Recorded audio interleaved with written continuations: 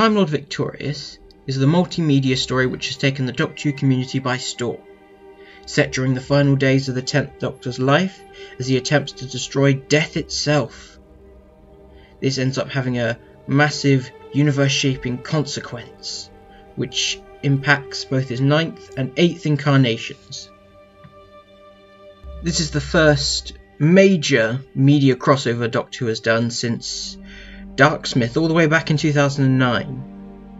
This story is being told across the books, comics, games, Big Finish audio and much more.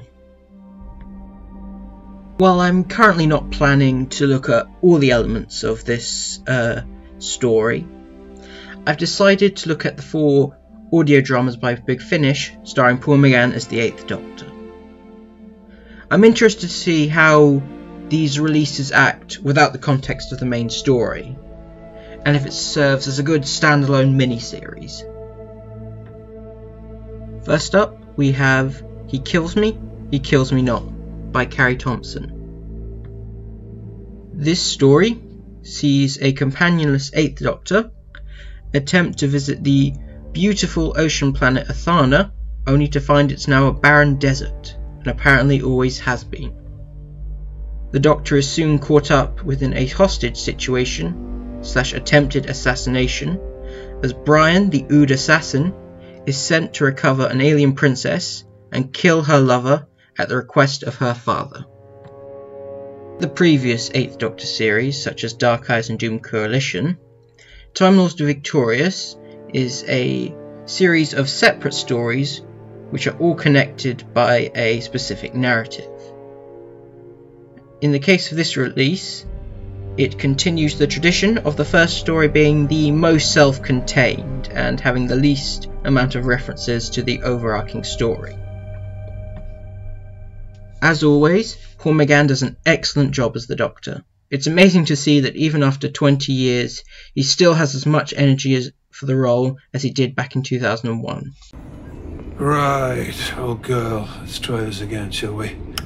700 wonders of the universe, and you've managed to miss every single one of them. Now, the Mausoleum Menagerie. No, too keen on making you a member. The Gallery of the 6 and 1 King. That's tricky, as it only existed for 10 minutes and I've already been twice. Don't want to bump into either of them again. The highlight of this release has to be Silas Carson as Brian. The naturally calm and soothing voice he gives to the Ood really sells him as a slimy and unlikable villain. It's so strange hearing an Ood be portrayed as an antagonist, intentionally in this case. However, that's what makes him such a great assassin, as he uses the kind and timid nature of the Ood to his advantage. What is that? Transport pod? Ship? Who cares? It's help. What will you say? That an Ood attacked you? They will not believe you. They might. Why would an Ood lie? Is it not more likely that a rebellious daughter stole her father's servant and ran away? I don't think so. I do. But Mr. Ball thinks there might be a better option for us both.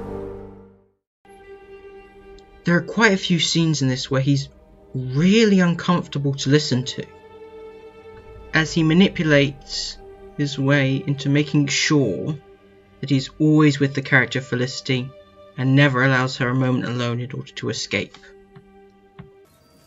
Don't you try anything. I've got my gun, remember? I also remember you not using it when you had the opportunity. Mr. Ball says your gun is out of power. Oh, yes. I think she is. What are you doing? Please, hold still. Get that ball away from me! I wouldn't want to kill you by accident. I could always make it look like an accident. No! This really helps in selling the relationship between Felicity and Sophie, as you're so desperate for them to make it out of this situation alive. I'm not leaving you to that. If you don't, you're dead. That makes it a choice between you and me. And to me, that's no choice at all. Flick, I can't. Your gun's out of charge. He doesn't know that. You have to go, please. Soph, you have to. Please, do not run. I'll come back for you. You better. I love you. I love you too. Now go.